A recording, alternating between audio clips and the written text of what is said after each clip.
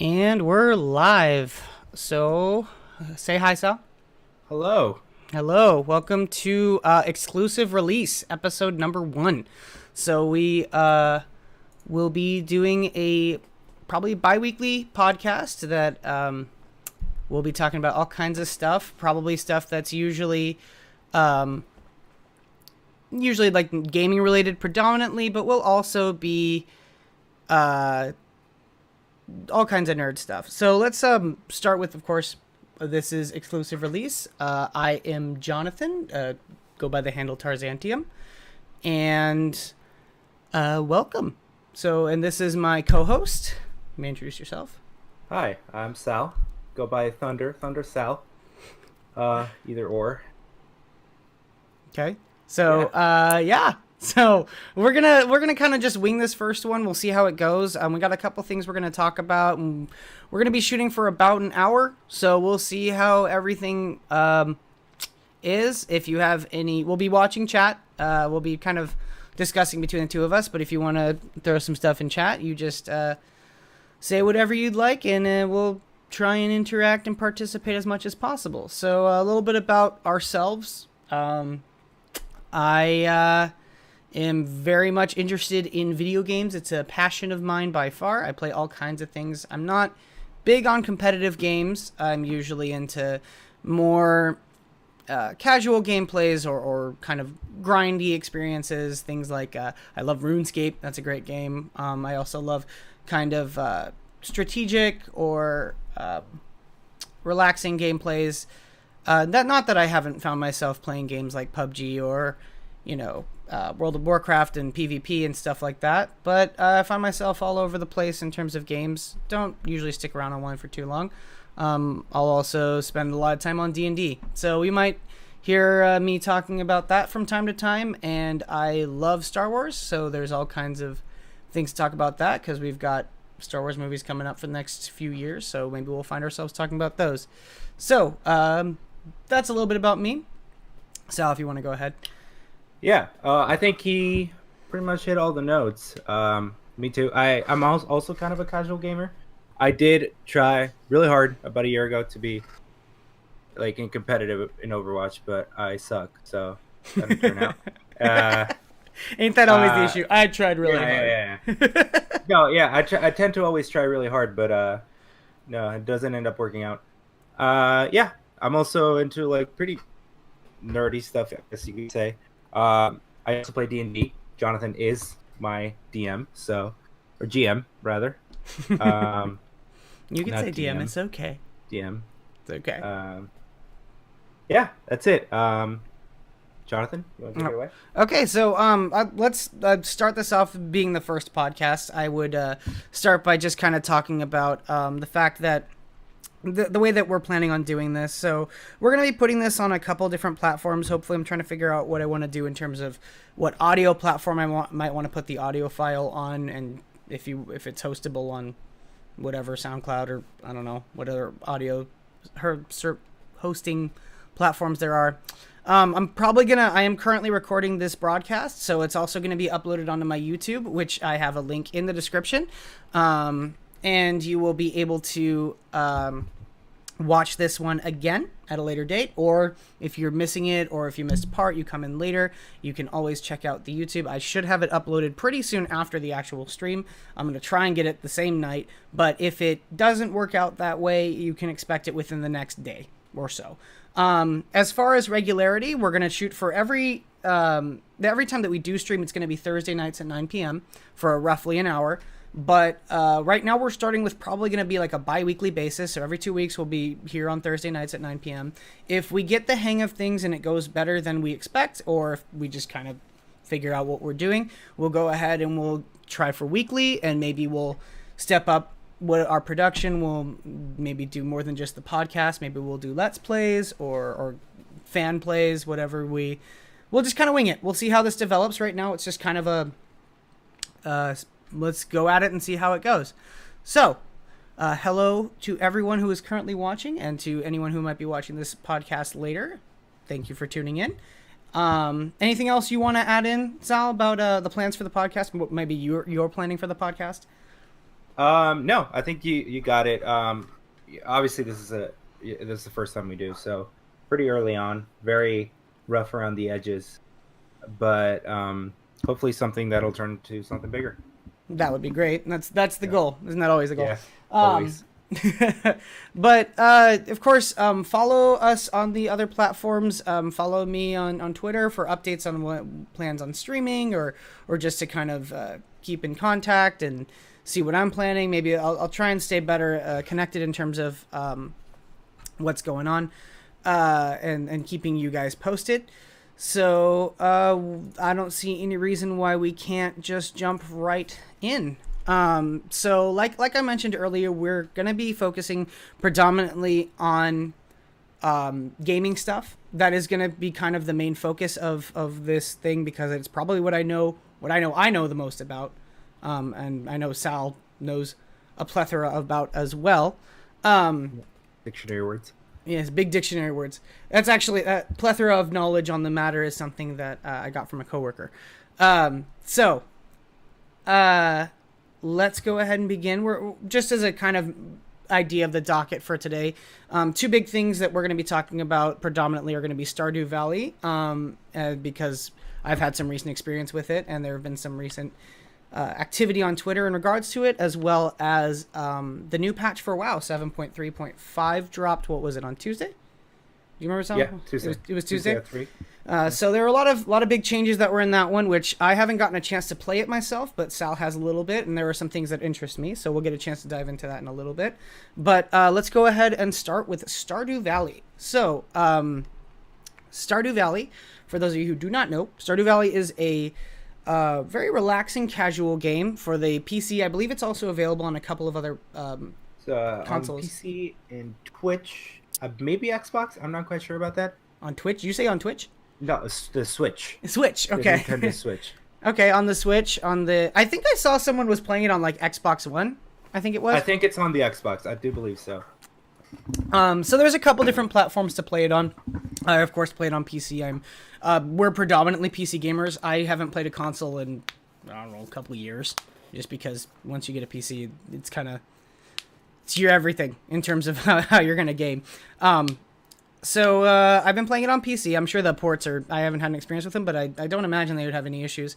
Generally speaking, Stardew Valley is a small indie game that has kind of gotten a pretty big following, in which it's very comparable to, I would say, something similar to Harvest Moon, or It definitely, I feel like it gets its core concept from Harvest Moon. yeah, almost entirely from Harvest Moon. Yeah. Or there's a lot of, or similar to Animal Crossing, in the sense that there's a lot about the interaction between you and other villagers, and like what's going on, and just kind of how you plan out, living every day of your life. And I picked it up on Steam a couple months ago, I think during the winter sale, and I've been playing through it, and it's just kind of this, the story is really that you are given a farm by your grandfather, and you eventually find yourself, you're like, okay, it's time for me to go check out what my grandfather left me, and you go to the farm, and it's in disrepair. And you're in charge of it now. So you got to grow your crops, you got to get animals, you got to clean up the mess, because it's been 15 years since anyone's been here. So the entire farm is just a giant mess. And you're right next to a little town that's got pretty much everything you need. And you get to meet all the townspeople, and each of them have their own, schedules and who they are as people, and you get to know them. And it's just a very relaxing game. If there's any interest in the viewership to see a playthrough of it or a let's play, we can certainly get to that. So, Sal, you have anything? I don't know about you, but my playthroughs of Stardew Valley are extremely intense. Okay? I'm a hardcore Stardew Valley player. Okay, I really just go min-max profits, and I've turned my farm into a vineyard now. That's what I'm doing now. So it's pretty, because you can do anything you want. You can do it, like any type of farming or agriculture you can think of. You can do it, and you can do everything, or you can just focus on one thing, which is really nice about it. It lets you it's like choose your own adventure is really nice. I think that that's something that I kind of want to emphasize is this kind of like you can do whatever you want with it. You have when I first heard about what Stardew Valley was, because I my only experience with games similar to it was Harvest Moon, which I couldn't really get into because it's for whatever reason at the time when I tried it, it didn't appeal to me. But I thought it was just going to be like a farming game, like, oh, you got to sow the fields, you got to, make sure you water your plants every day, stuff like that. But really, like, one of the things that I love about this game is there's, first off, what Sal said is very much true. There really is a lot of this, there's so much to do on any given day because it's a time-based game. So, like, when you begin the day, you begin at 6 a.m. every day, and what is it, like, it goes in, like, 10-minute increments every, like, 30 seconds, Sal? Something like that, like a minute? I'm not sure about that, but yeah. Roughly speaking. Yeah, think about every minute is an hour, something like that. You go through a day pretty quickly. So, yeah. Like, for example, you're just, it's not like you're on a constant time crunch, but you do kind of have to budget your time like you would with any real day. It almost feels like a simulator, like any kind of simulator game where you're just like, okay, well, let me play real life but through a computer. You're like, well, what do I need to do today? I need to make sure I hit the store to pick up more seeds. I got to make sure I farm all my crops. I got to take care of my chickens and my cows. I was wanting to maybe hit the mines today because I need more copper for my axe or whatever. There are a lot of different things you can do, but as much as I love that, I really do love games that you're like, they leave it open-ended to you. I love open-ended games where you're like, hey, you don't have to follow the main quest. You go do whatever, and not just like, oh, go, instead of killing main quest guy, you go kill random nobody guys. It's like, yeah, all choices are viable, and you could be. Yeah, I think you and I are really similar in gaming that way, because I know a lot of people that don't like open world or like open adventure games, because I know you and I love the Fallout series, and we love Skyrim and the Elder Scrolls, and it has they're not similar at all, but they have a similar vibe that they let you do whatever you want. Yeah. And I actually, as much as like even Fallout and like Skyrim are open-ended, and like, you can go be like, hey, you see that cave over there? You go to that cave and you explore it. Yeah.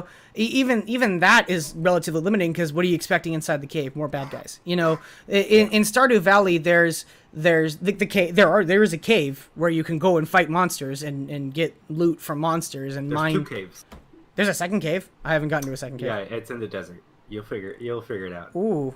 So I should probably mention, I have not played the game to like an end game point. I have gotten into it, and I am getting the hang of it, and I know what I'm doing, certainly, but there is certainly a lot of progress ahead of me.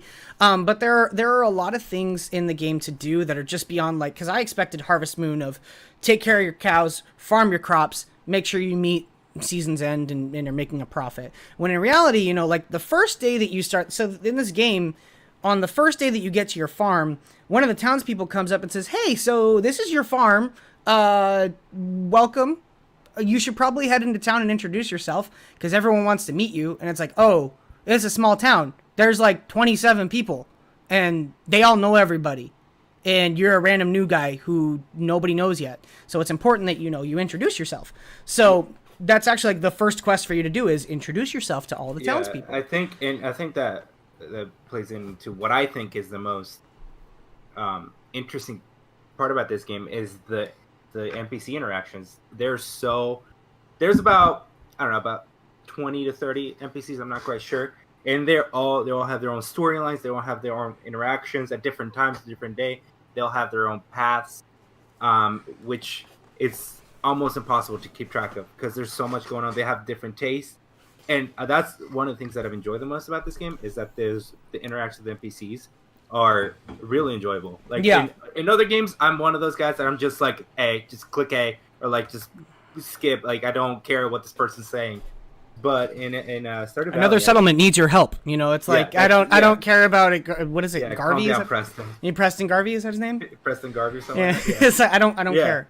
No, so I really enjoy it. Like, everyone, when they say something, you're like, okay, this person's saying something. All right, let's see what they have to say.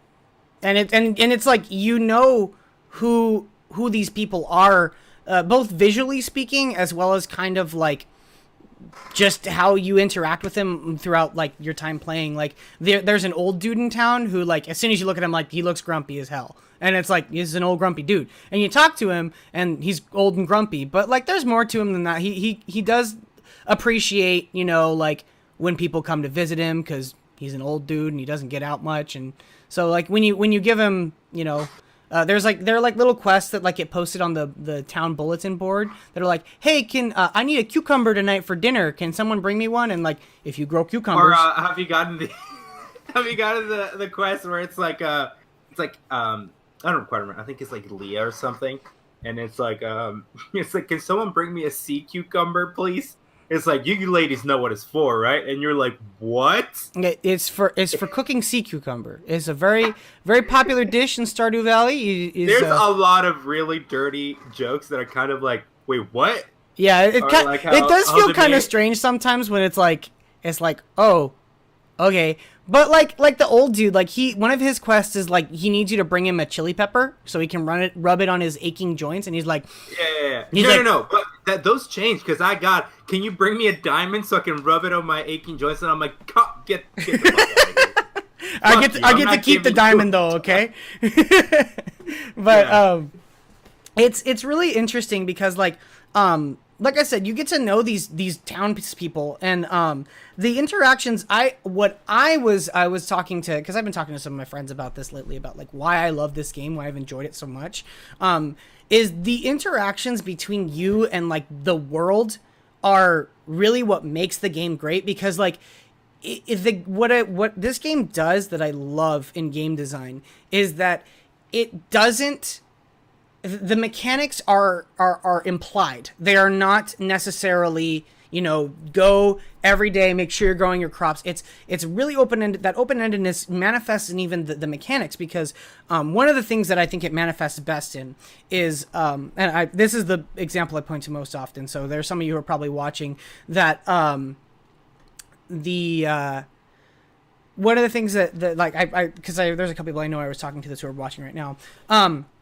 When I first got into the town, one of the things that like I noticed is like the general store that's just down the street from your farm, it says, oh, it's closed on Wednesdays, and like it's just like, oh, Wednesday's weird day to be closed, but it is. And I'm like, that's so annoying, by the way. Yeah. So, like, fuck you, Pierre. Okay, like, well, hold on. I'm trying to be loyal and not go to fucking Jojo Mart or whatever the fuck, and you're closing on Wednesday. It's a work day. That's the point. Is like, so like Pierre, because Pierre does that like to be with his family, right? Like that's the whole reason he does it, is because like, it's it. I don't really know. Because like he lives there at the store with his family. Yeah, so like it's closed on Wednesday. I married his daughter, dude. I fucking know. Right? So what, like Sal mentioned there, like, so this general store is a little you know mom and pop place that has everything you need. You don't ever need to go to any other store. But even further outside of town, maybe about twice the distance, there's a place called Jojo Mart, which is it's like Walmart. So the prices are a little bit cheaper, and it's open all the time, like every day. Is it cheaper? I thought it was more expensive. I think it's a little bit cheaper. Like, no, I think it's cheaper if you buy the membership, okay? But buying the membership, I'm not going to spoil the game for anybody. It has really bad consequences late game, which you can find out for yourself. But it really does not pan out if you, for at least lore-wise. Well, what I was getting into is that like this is one of those like implied mechanics. Is like, because here's an exact exchange where, so early on in the game, when you walk into Pierre's general store, you see a little cutscene of the Jojo Mart manager walk in and be like, coupons 50% off at Jojo Mart, and then Pierre is like, but I can't compete with those prices. What am I supposed to do? And you kind of feel like sympathetic for little, you know, small business guy trying to support his family. And so at that moment I was like, you know, I'm gonna try and support Pierre as much as I can, because I like this guy, he's pretty nice. And so here I was on like in spring, so really good farming time, really good crops that I can make mad profits on. Early on I was trying to make quick turnovers. There are different kinds of crops. Some of them will grow and then they'll produce, and then you harvest them and they're gone. There are ones that will grow over a long period of time and then they'll continue to produce, and they'll produce like for the rest of the season. So you kind of set up how you want your farm to work. And early on, I was trying to have it produce and produce and produce and like create all these little plants. And so like I had just harvested pretty much my whole farm. So I had a bunch of open space in my farm and a bunch of money. And so I go to the store and I realize it's Wednesday. And I'm like, dang it. It also sucks when the first of, I don't think, is this a thing where the first is always on a Monday? Yes, the first is always on a Monday. Because like the months are weird because it's like one ends on like the 26th. You're like, okay, I guess spring only has 26 days. But yeah.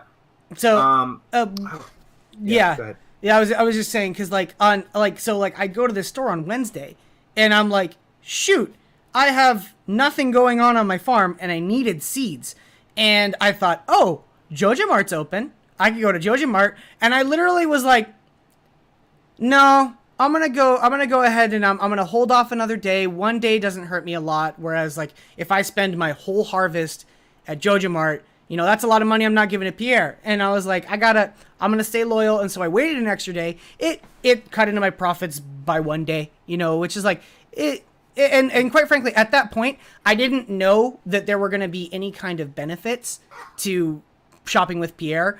Later on, he comes, like, if you stay devoted, he'll, like, come and talk to you and be like, hey, thanks for being a loyal customer. Yeah, and the thing is, if there's, like, a friendship meter, and if you befriend the townspeople, they give you stuff. Like, they send you, like, whatever. There's, like, I know, like, the blacksmith sends you, like, a copper bar every once in a while. They send you recipes for cooking, which cooking, literally, I've never cooked a thing. Really?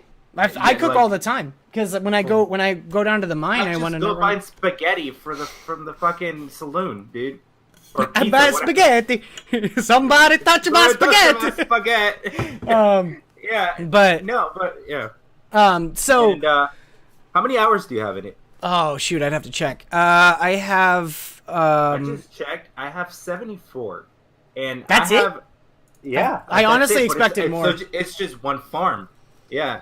Because I've pretty no life this. Like what year are you in? How many years have you been playing it? Like year 3 or 4? Okay. So yes, Lakers fan, my wife does cook for you. Like every once a week she does cook for you. Like legit, like that's like a thing. That's a thing on the game. I'm just saying it. Like that's a thing. And yeah, but I am year 4, I think. No way you only have 70 hours. I'm at 77 hours. How many farms do you have? I have one farm. How are you at 70 hours in a year 3? Because Oh, you know what you probably do? You probably wake up, go and water your crops, and go back to bed. Sometimes I do that. Or sometimes I have never done that. I haven't wasted a day like that. I don't go to bed earlier than 6 p.m. in this game any day. Yeah. I was just gonna say, but I have. What year are you in? It's 74 hours. I'm at winter year 1. I'm halfway through winter year 1. I'm in year 4, and I'm pretty much done with the game. I've done almost everything there is to do in the game. I just there's no way. Oh, you know what? What? I fell asleep and I left it open overnight like twice. So that would be why. Yeah. That would explain why I'm at 77 hours. Never mind. So. No, the only things that really haven't happened to me are random events that just happen like once a night, or like I still don't have a dinosaur. That's a thing. I haven't built a sludge. What is it? A slime hutch? Because it's fucking useless. There's no point to it. Like, why do I need to farm slimes? There's no point. Because goop, dude, is useful. Anyway, yeah. One of the things that we were going to talk about today, the only reason besides the fact that I've been playing Stardew Valley that we're talking this podcast, is because recently, today being January 18th, recently the one of the lead designers on Stardew Valley tweeted a picture. By the way, on the designer, he built the base game by himself. Like, it was just him. Concerned Ape is his name, which is extremely impressive. Oh, absolutely. Given how detailed this game is, he designed the game himself. He learned pixel art just to design the game. It's actually like incredible. It's like, also really pretty. Like, because I love pixel art games. I mean, like Terraria and obviously Stardew Valley. What else do I play as pixel art? I mean, like Minecraft has its beautiful aesthetic that's like just wonderful. Oh yeah, dude. Beautiful. I mean, hey, throw on some shaders on Minecraft, you got yourself actually an impressive game. But one of the Yes, like I was saying, yes, Kyle, pixels are hot. pixels are hot. One of the big things that it just recently came out on Twitter was that like they've been talking about it for a while, but the developer put out that he played Stardew Valley with 4 players locally. Like he's working on local multiplayer as well as I assume online multiplayer. No, so he's working on just multiplayer in general, but he's been testing it on LAN, which actually is an interesting thing I want to kind of ask about. We talked about this earlier in the week. And we were talking about how the servers, and I told you that I didn't want it to be like how they are in Terraria or Minecraft, that one person has to literally leave their computer open for everyone to play with. And you had some thoughts about that. Well, I mean, Minecraft's different from Terraria in the sense. I mean, because Minecraft, you can actually run a server as a dedicated program, so you don't actually have to leave the game open, but you do need to be, basically, the world needs to be generated on your computer. But in the case of Terraria, which is an issue because Sal and I have spent a lot of time playing Terraria together, which is another game. A lot of time. Yeah. Like hundreds of hours. I would love to talk about that another time, which is another fantastic game, Terraria. Which still don't know how to play it. Jonathan just give me shit. And that's just what happens. I would highly recommend Terraria as well as Stardew Valley. But with Terraria, when you're playing multiplayer, one person creates the world and hosts it, and the person has to leave the game open when you're playing together, which normally isn't an issue, like, often, because, like, hey, man, you want to go play Terraria? Sure, and then you hop on. But sometimes, you know, in the case of young adults like ourselves with school and work, and if you have multiple jobs, that it can be tough to be like, hey, you want to play tonight? And it's like, oh, I have work at 6 a.m. tomorrow. Oh, well, I don't work, and I really want to play. I was hoping to get deeper in the dungeon, and you're like, well, what do we do? And so now, let's say Sal owns the world. I have to have him leave the world open, and sometimes it'll bug out or like time out if he's not active, and then that means like, oh well, I can't play, and that sucks. In those cases, that's kind of a specific situation. And I understand why that's a thing, like especially with a game like Stardew Valley where they don't have microtransactions and the only income that they have is with new sales. And servers cost money. That you need servers for that to have cloud, like a cloud farm. I guess. Cloud farm. Yeah. And the only way you could keep that up is with microtransactions, and even just design microtransactions don't make sense in a game like Stardew Valley. No, they don't at all. It's almost impossible to implement microtransactions unless you get DLCs, which I mean, or subscription fees. Is also a thing, but I don't ever see that being a reasonable model. I don't think so, yeah. So... Kyle does have a point. Like, if they add microtransactions, I definitely would feel like a pride and accomplishment if, like, I could buy, like, a really fast unicorn that would... Topical joke. It's ridiculous.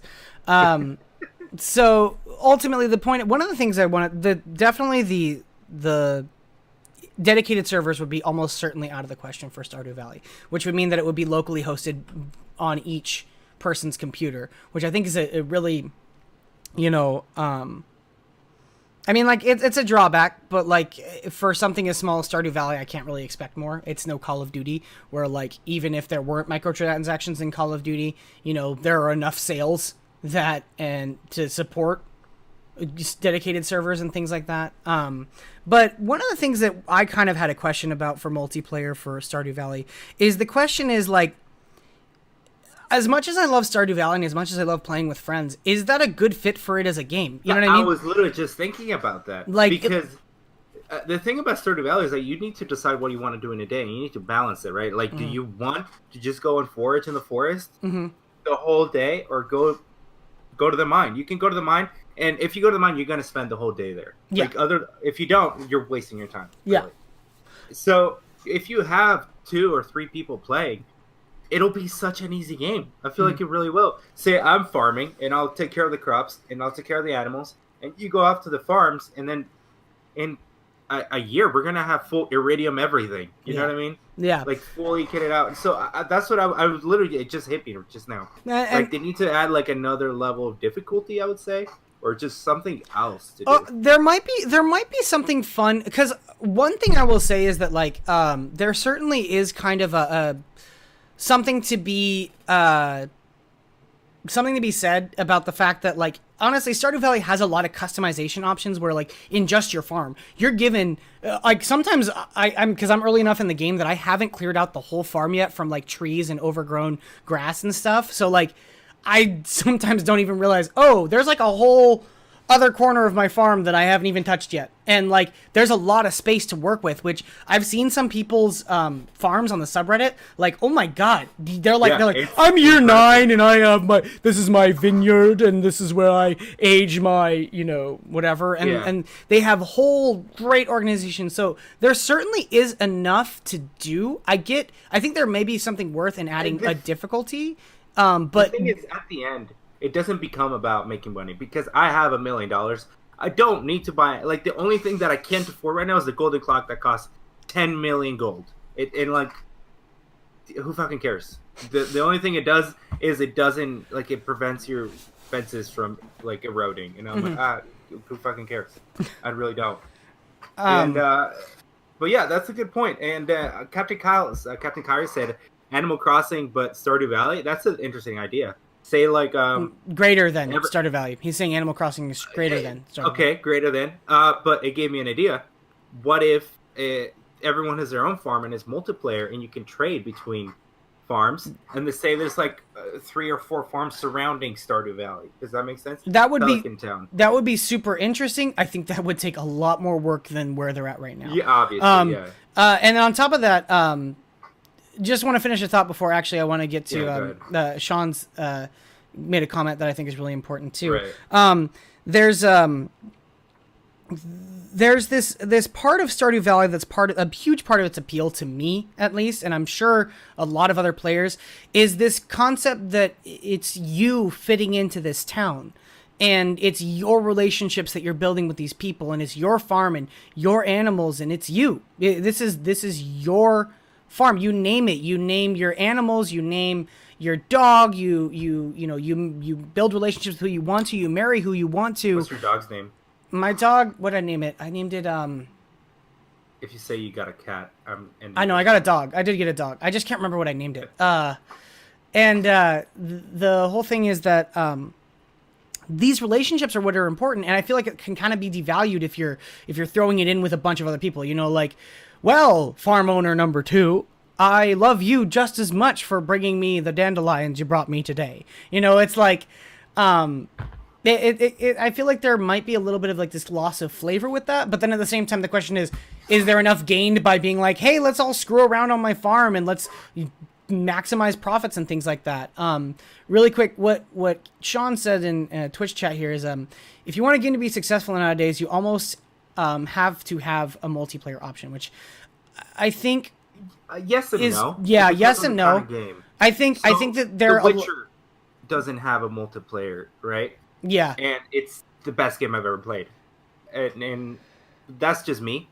But I think a good point that he's making here is that to be like huge, maybe. I think that, yeah, to be huge is the big thing. Like for example, yeah, Witcher 3, great game. Really highly recommend it. A lot of people have played it and said it's a fantastic game. Story's amazing, images beautiful, blah blah blah blah blah blah. But like you say that, and you'll go up to like 2 out of 3 people, and they'll be like, oh, I haven't played it. But then you go like, hey, League, have you played Call of Duty? Call of Duty. They're like, oh yeah. Because I play with my friends, on weekends at the dorm. Most of those games that are big, are moving away from single player completely, like Battlefront, and that's a whole other debate, like we were joking about earlier about EA. Mm-hmm. But Battlefront, Call of Duty's moving away a lot from single player. The MMOs and MOBAs are, obviously on the rise, like a lot. Mm-hmm. WoW is pretty big. Yeah, WoW's always going to be a giant. Dean brought up a great point. He says, I haven't played Stardew Valley because of the lack of multiplayer. When co-op is out, though, I am very interested in trying it out. I think that's an interesting question. Will there be enough draw-in from co-op to support, like, maybe, like you said, I think that if you wanted to add more farms, it would cost a lot in terms of development. Maybe sales being driven up from the fact that, hey, for the summer sale, Stardew Valley was on sale and I bought you a copy. Let's play. I mean, how many times has that happened to you? You know, someone bought you a game because it was $3 on Steam and they wanted someone to play Literally with. never. Really? You mean you never gotten a copy of Bad Rats? I don't even know what that is. You bought me Terraria. That's like basically it. Well, there you go. I bought you Terraria because I wanted to play with you. I thought you might like it, you know. And like I've done that for multiple people. So like that's an interesting thought. Is like would co-op be a major boost in like Stardew sales to promote further development? Which I do want to move on to WoW in a minute, but like one last thing that I kind of want to say that's interesting to think is like talking about in terms of Terraria, like. Terraria has this great game, which I hope to one day get a chance to talk about it in a podcast. Maybe that'll be kind of like a format that we'll talk about an older game that's been out for a while and kind of comment on it and maybe why it's relevant right now. Kind of overdoing. Stardew been out. Yeah, that's what I mean. Like maybe we'll do like this kind of format. Date, 2 years. So yeah, I'm looking at the Steam page right now. It came out in February 2016. Oh, okay. Well, anyway, point being. That we'll talk about something old and then we'll talk about something new. Or something that's relevant that was old. I don't know. We'll figure it out. Anyway, the point being, Terraria has this great appeal of there's always so much to do and there's a lot to enjoy in playing with friends. And I think that Terraria, which I will dive into if we ever have that episode, that it does really well is that it has come up with so much content on a single purchase and never made added content a purchase DLC. Like it literally one of the greatest things that Terraria did was like, hey, so this game that you bought for $10 a year ago that you beat, well, we basically doubled the gameplay, free. Download it and keep playing, which was great. If you think about it about Stardew Valley, why would he add that? He's one dude that sold 30 million copies. You know what I mean? Yeah. That's a shitload of money. That is true. Stupid amounts of money. That is true. Yeah. Well, do you want to dive into WoW now? Yeah, we can talk a little bit about WoW. Currently in Legion, 7.3.5. 7.3.5. And Taurus has been out, right? I mean, the raid. The Burning Throne, yeah. Yeah. And Taurus has been out. I think LFR just dropped in 7.355. Right? LFR just dropped, yeah. Yeah.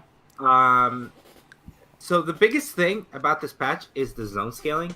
They made it how it is in Legion. So how it was in Legion, you get there, you turn if you're 100, you get there and you decide which area I can go. You can go to any of the 5 areas, 4 areas, 5, 4, because Suramar is 110. Mm-hmm. And you can decide. And if you were like, hey, I fucking hate High Mountain, you can just go to Stormhound, right? Mm-hmm. And it didn't matter because I hate High Mountain. Same. And if it didn't matter because the mobs would scale up to you, and the XP you would get from the quest would scale up to you. Same with the dungeons. The greatest thing about Legion was that you could be a 101 level character and play with a 110 in a normal difficulty dungeon.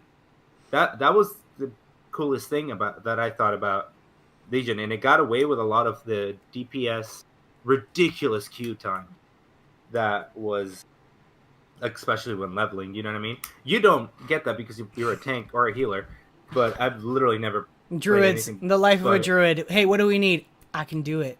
Melee, yeah, casting, healing, tanking. I got it all. I mean, I can heal myself. I'm a death knight. I don't die, literally, like by definition. Yeah. But so they added that for the whole world, for the whole leveling experience. But I was really confused about it, and before it came out, I was researching about it, and no one really answered this until I actually went and played with 3 different characters. So I had a level 60 paladin or level 58, and I got an item in my inventory and a quest that said it was like a mission request or something like that. It was like a piece of paper, right? Yeah. And you click on it, and it tells you, do you want to go to Burning Crusade or do you want to go to Northrend, to Wrath? And you can choose now. They merged Burning Crusade and Wrath into the same leveling zones. Not zones, but level caps. So, Burning Crusade is now... Fuck you, Sean. Quick interjection. Sean has one of our chat members has just roasted on Sal Hardcore that he says that as a DK he doesn't die, and Sean says he only dies to mechanics, which for you WoW players, fuego. Yeah, I'll fucking duel you anytime though, Sean. And I'm chilling outside Ogremar, dude. Chilling outside Ogremar. Come fucking fight me right now. So I got that, and I was like, thank God I don't have to level through Burning Crusade, because some people really liked it. We know we have some friends that really liked it, but I just love Wrath, because that's when I started playing WoW, and it's so much nicer to be in Borean Tundra. That's a level 60. It's amazing. I think that one of the things that is actually criminally underwhelmed, well, not criminally underwhelmed, I guess is a bad way of saying it, but one of the things that we haven't even touched on that I think is a really big deal is that this isn't like just, oh yeah, you don't have to do Burning Crusade if you didn't like it anymore. You can do Wrath, which I think a lot of people like Wrath. It's everything, which, like, I remember when I made my druid for the first time, my very first character, and I was leveling it and I didn't know how to quest at all. I ended up in some zone that I didn't know what the heck I was supposed to do, where I was supposed to go, and I was getting quests that I didn't know how to do. But, like, I was just doing it. But so now, as an experienced player, I would never find myself in that zone again, because, I mean, like, why would I go to that zone when I can just, go to the most effective? I power level now. I go, oh, I'm level 57, better go over to the new zone where I'm 57 cap.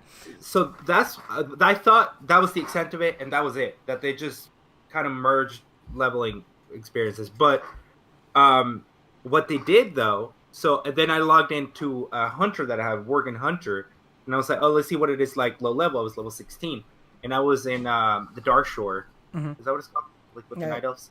Yeah. And that leveling area is 10 to 20. Well, now it's 10 to 60. You know what I mean? Yeah. And then say you finish all the quests. I know why they did this. It's because a lot of times you're in a leveling area and you're level, like, it's a level 10 to 15 area, and you're level 15, and you haven't finished all the quests in that area. Fuck it. Why the fuck would you stay? You're just going to get diminishing returns on those quests. Yeah. Might as well move on to the next expansion. I mean, the next area. Or next expansion. And it kind of took away from the lore of the game, right? Yeah. And for people that play for that, I don't. Like, I don't give a fuck. But for people that play for that, now what you can do, you can stay in Darkshore until you run out of quests, or you can fucking grind mobs, which is a terrible way to level, but you can do it. So two things I wanna jump in really quick.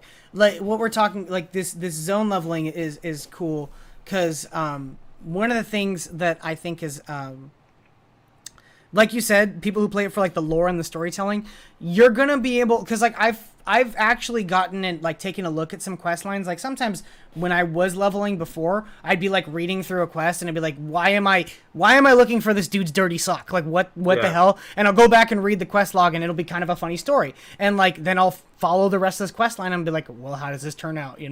And so like that can happen.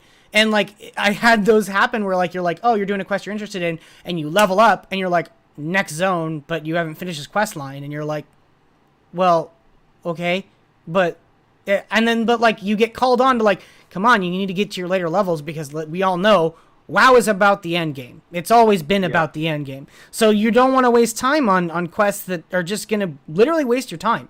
And one of the things that like, you're going to be able to enjoy those quests more. And one of the things that Brian brought up in chat, that he loved leveling in Pandaria. And actually, I was talking about this today with one of my coworkers, Sean, that Pandaria had some great leveling zones. I actually loved some of their zones. Some of them I actually hated. Like, I did not like... So that's what I think is the point of the point of this. Yeah. So but I didn't finish my thought about the levels. Yeah. So say your level, it doesn't, like, the minimum level for every zone is still the same. So I was explaining to someone in Tenor. I was using Tenor as an example. Tenoris used to be 40 to 45. Mm-hmm.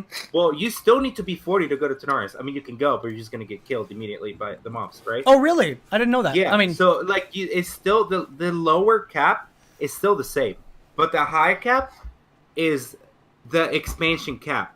So in the vanilla zones, the highest in every zone is 60, but the lowest is still gonna be like Endurator is gonna be 1 to 10. I'm gonna hit 1 to 60 Endurator killing. No, sorry, the Endurator is still 1 to 60. Yeah. And Northern Barons is 10 to 60, right? Yeah. Yeah. So Mount Hyjal, it's 80 to 90. Or No, 80 to is that 85. right for Cataclysm? No, because Pandaria was 85 to 90. You're right. And then all of the zones in Pandaria are 85 to 90. All of them. Which is cool because I think the first zone is actually great. I love the first zone. The first zone is beautiful. Talong Steps or something? No, Talong Steps is Jade Forest. Yeah, Jade Forest is what it is. Yeah. So I think that there's a lot that's I think that this honestly improves the leveling experience significantly in the sense that you don't have to hate yourself because you're like, I love Tanaris or whatever, pick insert random zone that you love here. And then like you finish the level and you're like, well, I won't get to see that place again until I level a new character. It's like, you don't have to leave until you're ready to leave. You can just stay until you want to, yeah. I mean, of course, until next expansion, but like... Yeah, obviously. Yeah, then you can stay and just nothing's gonna happen. You know what? What's the bad thing, though? You still have to level to fucking Warlords of Draenor. I was just about to talk about Warlords of Draenor. Like, you still have to go through that piece of shit. The first time you go through Warlords of Draenor, I thoroughly enjoyed the leveling experience first time through. Because I liked because they added the challenges, and the challenges were really nice. Find 10 pots, kill 30 guys, and plant one seed. A shitload of XP. I really like that. And if they were like one-offs, yeah, I really like that. The rest was just shit. Like Warlords of Draenor was just a fucking mess. I like Spires of Iraq, dude. I thought that zone was kind of neat. The dungeon. Is that it? Oh, dude, gosh, I don't even... down. That one's what is that? What is that called? What is that one called? It's like Skyreach. Skyreach. That's right. Yeah. Cast them down of the Arakoa. Let the scavengers below feast on their bones. Fear the might of the Arakoa. Anyway. Holy shit, Warlords were so trash. Yes, but then we get into Legion, which I think was one of my favorite leveling experiences. Yeah. Probably, honestly, because I started getting deep into WoW in Pandaria, so I really only have 3 expansions of like late game leveling to really call upon. Legion's definitely my favorite. So I played in vanilla. I only leveled in vanilla because I played with my cousins, but I never actually played the game. I just they let me play a little bit sometimes. Yeah, and it was fun. I was fucking 2 years old, so it didn't even matter, right? It was just fun killing people. Mm-hmm. That's gonna be a clip when I kill someone and they come back to this. They're gonna be like, he loves killing people. You're gonna kill someone though. You're gonna clip that. The part where you say, "Oh, it's gonna be a clip when I kill someone," and then that's right. Confirm murder. Delete the VOD. Delete the VOD. But I came back full time during Wrath of the Lich King. Played during Kata. We played during Kata, Jonathan. We did. We did play during Kata. We did. Not much, but we did. Yeah. And then Pandas, when we really our whole friend group started really getting into it. Yeah. I really enjoyed Mr. Pandaria. I think part of the reason why Mr. Pandaria was so good, part of it is because that was when all of our friend group got into it, and we all leveled together, and we all hit milestones together for the first time, and we got into PvP together. That was Pandaria was our PvP. Expansion. I think PvP in Pandaria was actually not too bad. I actually really enjoyed it. It was really nice, and it was back when there was the honor pieces and the conquest pieces. And I remember I never got them out because no one would ever let me fucking play threes with them. I would always do it.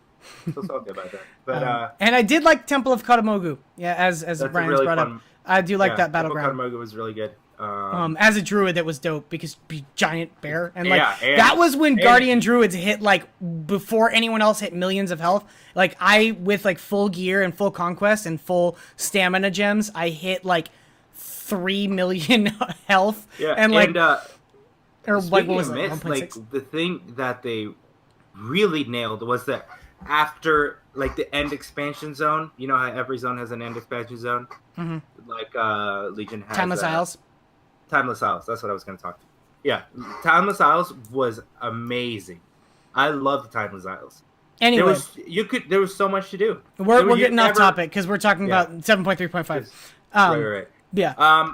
So that's about the zone scaling, and it works. Haven't really looked into the dungeons. I've heard a lot of people are mad about the dungeons. I've heard there's some issues with issues with dungeons, and there's also issues with raids. I've heard I've heard there's issues with the actual leveling experience at lower levels. I've heard you know how some raids will have boss fights where make sure that you stand near 10 people, otherwise you'll insta die, or some mechanic like that. Some raids will have insta kill, settings, right? And situations, and it used to be that you would just burn through the boss and that phase wouldn't be a problem, but they made the health bigger and on some fights, and basically not a lot of the fights are necessarily harder. Some of them just last longer, which means that if this boss has an insta kill,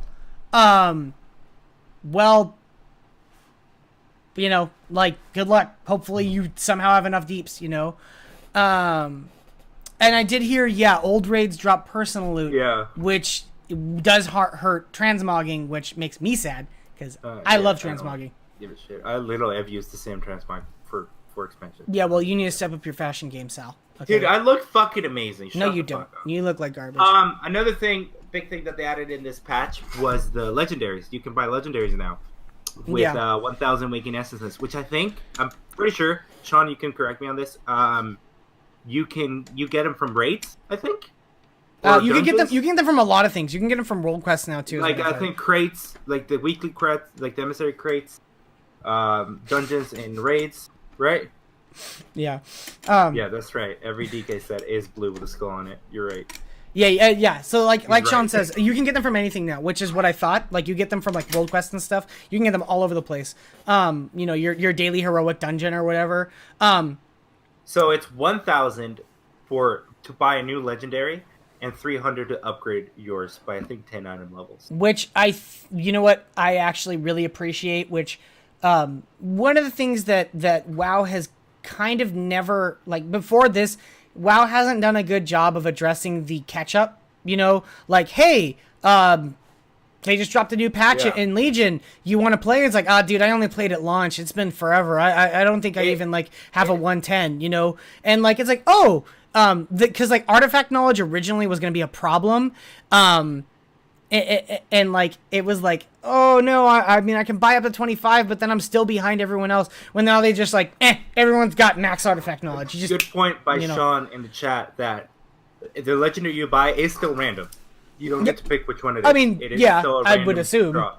I'm assuming they won't give you a repeat because that would fucking suck. I don't think that's even possible. I don't think you can even get repeats. I don't think that's a thing because I was just thinking about that. If I got another fucking because they're unique, secret, I would shoot myself. Hey, Paradise isn't that bad. I mean, it's not that bad anymore. I know. But beginning of the expansion, it was absolute shit. Oh yeah, it was. But I don't think it's as bad as it was anymore. It's a pretty good sustainability, and it has pretty good secondary traits. Now it's actually really good, especially for DKs. But it's the best in slot ring for DKs. And I wanted to talk about also just legendaries as a whole in Legion. How at the beginning they kind of really fucked them up. Oh yeah, we have a friend, Lamau, who's in chat, who got 3 fucking legendaries in 2 days or something like that. Yeah, but then he couldn't even wear them. To be fair, I got my first one in 6 months in. I could not get a legendary. Do you remember that I was almost rage quit WoW and I was I'm never playing fucking WoW again because I wouldn't get a legendary? Yeah. Yeah, he got them all in 1 day. Yeah, I was in the when we did Emerald Nightmare. He got the third one. Yeah. He got Pyridaz, to be fair, but it doesn't matter. And I was telling Sean about this because he was like, "Dude, I have 6 legendaries, but I don't have the ones I want." I'm like, "Who fucking cares? You have 6 legendaries. I have 2." Like, he was like, "It doesn't matter. I'm not gonna use them, right, Sean?"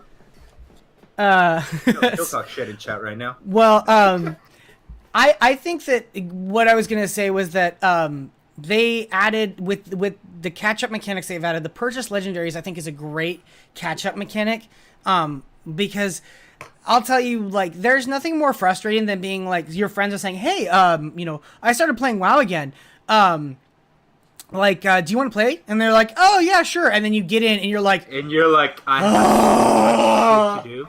And they did a lot of things to fix that. They got rid of artifact knowledge. It just does it by itself. You don't have to be there and fucking click on the dumb girl. You know what I mean? Or whatever it is. It's a girl for DKs. And it just does it by itself, and it just scales as time goes on. Yeah. And they did the legendaries now. Mm-hmm. And they did one more thing, but I can't really remember. I mean, the leveling scaling was really helpful because, like, if you picked up with one of your, like, if you did level with someone and they are a couple levels ahead of you, like, and you won a dungeon, it's not a big deal. Like, it's not like old zones where it's like, I want to level, but, like, I only have one more level where we have an overlapping dungeon, you know, like, yes, that's another thing. Do you remember when we started leveling that it was, they're like, "Oh, Jonathan, okay, after this dungeon, I can't play with you anymore. You have to be, I either just can't. Or like, dude, take off your boas. You're going to pass me. You take off your boas. I can't, you know, wait, does that, so explain to me how the dungeons work then. Like, I don't know. I haven't looked into the dungeons. I just looked into the leveling zones and the legendary. That's all I looked into. Okay. I'm not sure about how the dungeons are scaling. It doesn't say anything in the patch notes about it, but there's definitely changes to it. Okay. Yeah, and all dungeons now reward personal loot, like Sean said. For like, it's harder for transmog. Yeah. So. So Sean has brought up that a lot of people are complaining about power levels between legendaries. So that's always been a thing. That has always been an issue, which does. And Blizzard, in every game they have, has always struggled with balancing. They fix a balance issue by making everyone else stronger, and then that class that was strong gets fucked. It's the same in Overwatch. It was the same in StarCraft. Same in Diablo. Same in Warcraft. It's always been the same. They are terrible at balancing. Blizzard's a great company. They're not very good at it. They're not very good at balancing. or I know you have no experience with Hearthstone, but the Hearthstone pattern is actually just the opposite, where in cards, they'll be like, this card's really dominating the meta. And then people will be like, if you made it just cost 1 more, if you took off this feature, or maybe instead of it doing this, it did this, Blizzard goes, or we could murder the hell out of it and make it literally unplayable. And they're like, why would you do that? This is a pretty good design card. And they're like, no, we're going to kill it. And then they kill it, and then it's never played again. Rest in peace, Warsong Commander. Yeah. Like, and then they're bad at balance. Overwatch is the same. Overwatch does it a little bit differently, where they say Genji's too fucking strong, so they make Winston fucking overpowered. They just make their counter super overpowered. They're like, that doesn't fix the fucking problem. If they don't have a Winston, that Genji's still shitting on the other team. You know what I mean?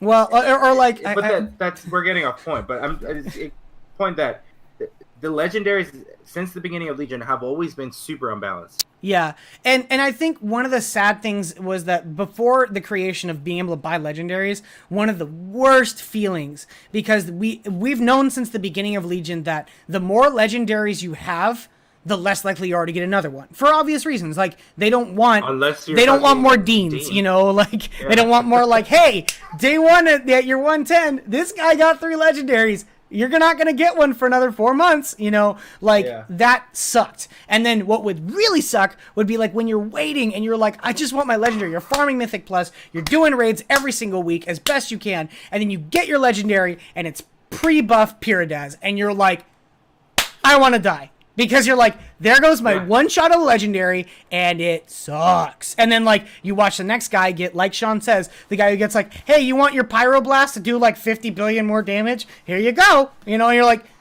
what? I mean, like, I don't even have Pyroblast, and I want that one. For DK, basically, if you have the chest, if you have Cold's Heart, at least if you're gonna play PvP and you have Cold's Heart, it's fucking GG, dude. You're not gonna die. Like you can't die. Like it's almost impossible with Cold's Heart. It just the stats are insane, and I don't really remember what it does, but it makes you almost killable. I really just know DKs about WoW because that's all I've ever played, and I don't really care to play anything else. You're one trick. Well, yeah, I'm a one trick. Get me banned, so, Overwatch. I will say I think that Legion has done a lot of things right, and I think that a lot of these changes, I think there's some sanding to be done, some edges they need to take off. That there are still some like problems with what they've done, but I think that they're making a move in the right direction. Which I will say that I think that Blizzard overall has done a pretty good job with this expansion because I think they know they goofed really bad with Warlords. Yeah. And like they're like, oh no. I mean, everyone watched the play counts go down, and we're like, oh, it's down to 4 million. And can we hit 3, boys? You know, and like they we ban Brian from the chat, please? Aren't one tricks usually good at the only thing they play? Yeah, not me. Yeah. Ultimately, I think Blizzard's made a step in the right direction, and I mean, I don't know what's going on with Battle for Azeroth. They haven't put out a lot since BlizzCon, but if this is the kind of attitude and like the kind of work that they put into this expansion, which has already been out for a while and is still going to be out for longer too. What is it, like another like? We can expect no new expansion for another like. It's about like late summer, I think is what they're. Yeah, I say we can't expect another expansion for another like 6 months. So I mean, like, enjoy Antorus, you know, and like. And they better add something else, and I think they're doing that with the Silithus thing that they got going on. But that's just more about we're getting into kind of different topic, but yeah, like that's something Blizzard has struggled with, like. Between expansions, there's nothing to do. There's nothing. That is one of the hard things. Like, I think they're gonna fix that with vanilla or classic, whatever they're calling it. With that progression, and but that's not coming out until like 2022 or some shit like that. So it doesn't even matter. Well, yeah. So ultimately, I'm glad for what they've done with. Wow. So I want to start moving towards kind of like a wrap up. We're hitting about an hour now. We can push for the longer. But I do kind of want to, towards the end here, ask for feedback. So while I kind of talk about what I mean by that, you can throw in whatever you want. One of the things I'd love to hear from you guys, keep in contact with me on Twitter and Sal on Twitter. As you can see, both of our handles are on stream. That is a double A at the end of my Twitter. That's on purpose. That's not an accident. And with double A. And so be sure to connect and be sure to follow the Twitch, of course, as well as be sure to follow any us on other platforms as well. I will try to have this back put onto my YouTube by the end of the day today, hopefully, or tomorrow. I'm sure it'll be up there soon. For if anyone's tuning in late, welcome. We're sorry that you missed most of it. I think that you will enjoy a lot of the stuff we started off with. I think the Stardew Valley is discussion was kind of. I think we got a lot of good stuff. So one of the big things I want to ask the audience, which either you can get into now before we shut down, or contacting us through Twitter, or the people who know me personally, feel free to talk to me in person and Sal. What would you like how would you like to see this stream handled? What kind of format do you like this format of like this like we're talking about I do want to kind of push for a gaming news edge of it at least. I do also love to talk about I just did. I don't know why, but I did.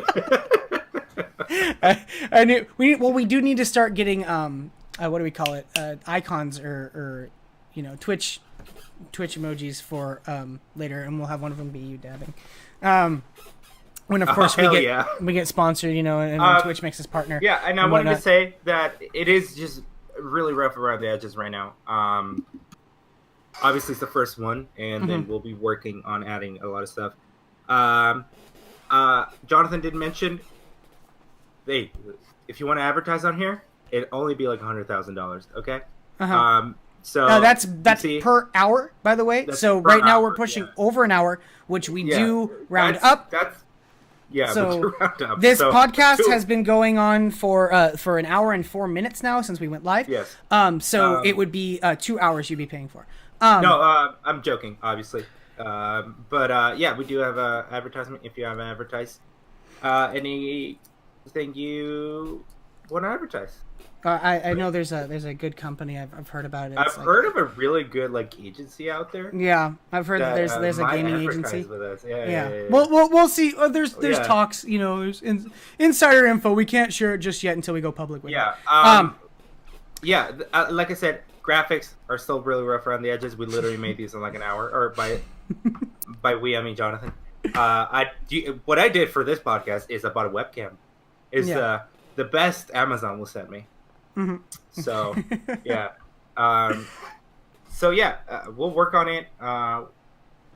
We both work a lot. We're full-time students, so well, at least I am. I'm a full-time student. Yeah, I'm a full-time student.